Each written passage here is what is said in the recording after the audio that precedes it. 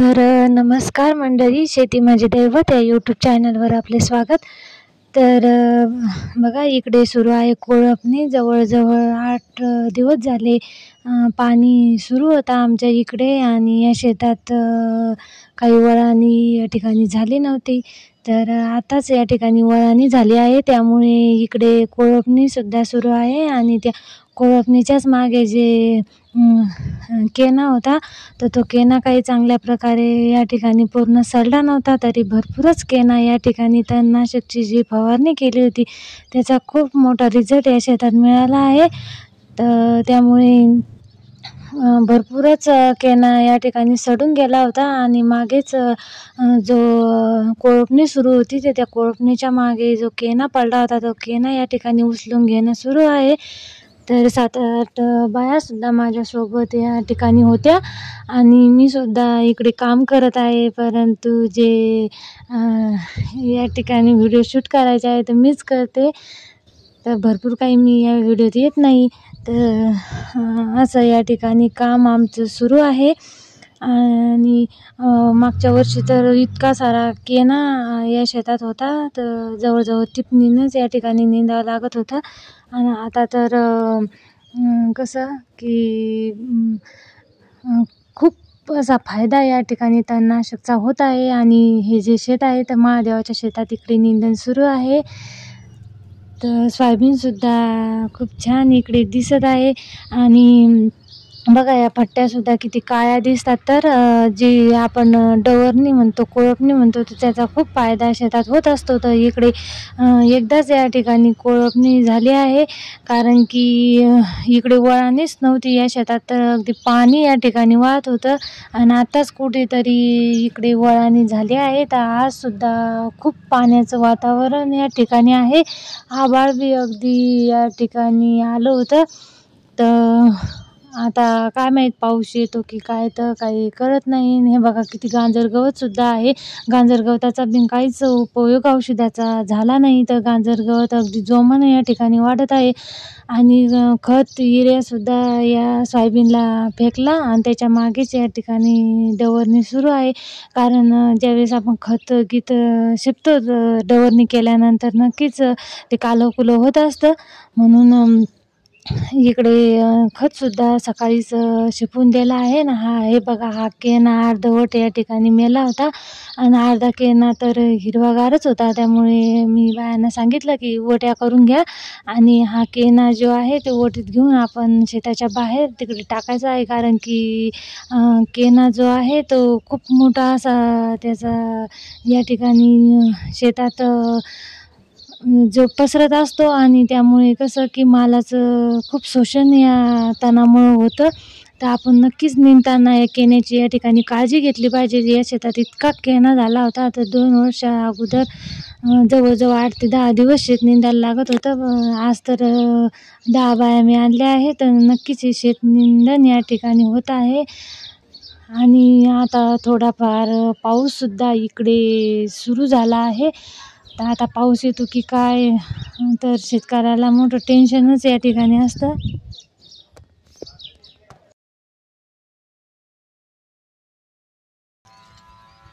अगे मनी पडा झाड मनी वाडा, मला भक्तीनं बंडवलं.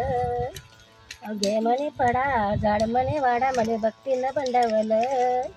सकोबाईच्या सासून डळा उठवलं. अग्यानाबाईच्या सासून डळा उठवलं. अगे मनी गाडा टाक मने साडा, मला भक्तीनं बंडवलं. गे मनी गाडा टाक मने साडा, मला भक्तीनं बंडवलं. सकोबाईच्या सासून डळा उठवलं. जनाबाईच्या सासून डळा उठवलं. कर्मने आंघोळ काढमने रांगोळ, भक्तीनं बंडवलं. कर्मने आंघोळ काढमने रांगोळ, भक्तीनं बंडवलं.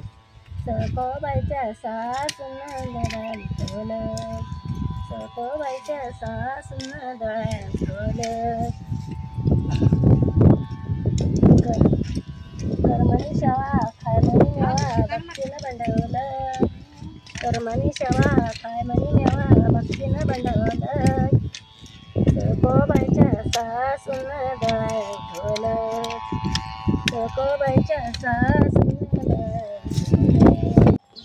तर हे बघा आमच्या मामा इकडे गाणं सुद्धा म्हणत होत्या, तर मी थोडं त्यांचं खूप छान असा आवाज आहे आणि शेतातील गाणे बी इतके छान त्या म्हणतात, तर थोडंसं त्यांचं जे गाणं आहे ते सुद्धा मी घेतलं आहे, तुम्हाला ऐकायला आहे. तर नक्कीच कसं वाटलं तर कमेंटमध्ये नक्कीच सांगा. तर असे शेतातील कामं इकडे आमची चालू आहेत. अगदी 8 दिवसापासून जर म्हटलं तर हे निंदण सुरू आहे. काही निंदण घरीसुद्धा निंदलं होतं. तर खूप असे कामं इकडे शेतकऱ्यांचे आमच्या इकडे सुरू आहे. तुमच्या इकडे सुद्धा कसे कामं चालू आहेत तर नक्की सांगायचं आहे. तर बघा पाऊससुद्धा जरुरीच आहे आणि ऊनसुद्धा आपल्या मालाला लागतंच.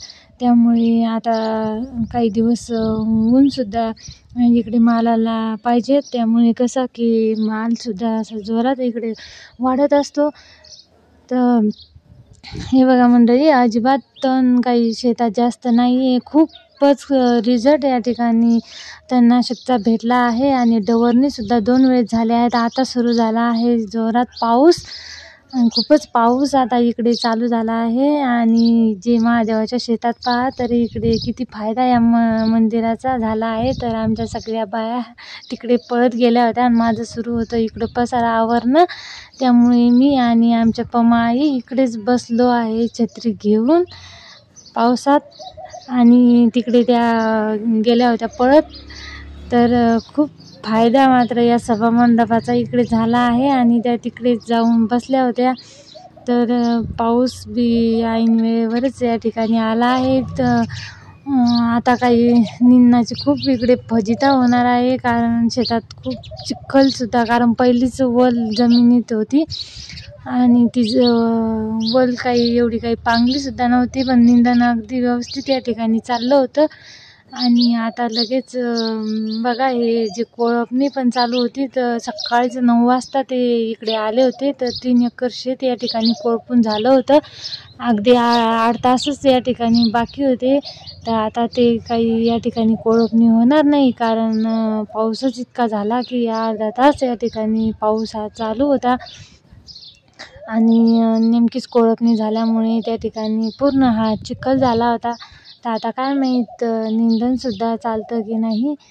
आणि आमच्या सोबत ज्या जेवणाचे भाकरी आणल्या होत्या त्यासुद्धा पूर्ण या ठिकाणी बायाच्या ओल्या झाल्या आहे. तर खूप फजिता इकडे पावसानं आमची झाली होती. आणि आता कसं की पावसाळ्याचे दिवस असल्यामुळे पाऊससुद्धा केव्हा येईल हा सांगितला जात नाही. निसर्गाची सुद्धा या ठिकाणी आगमन आता झालं आहे आणि अशी फजिता या ठिकाणी शेतकऱ्याची होत असते. तर असू द्या, असा पाऊस आमच्या इकडे चालू आहे. आणि आमचा सोन्या आणि राजासुद्धा इकडे उभाच होता का आणि पावसातच.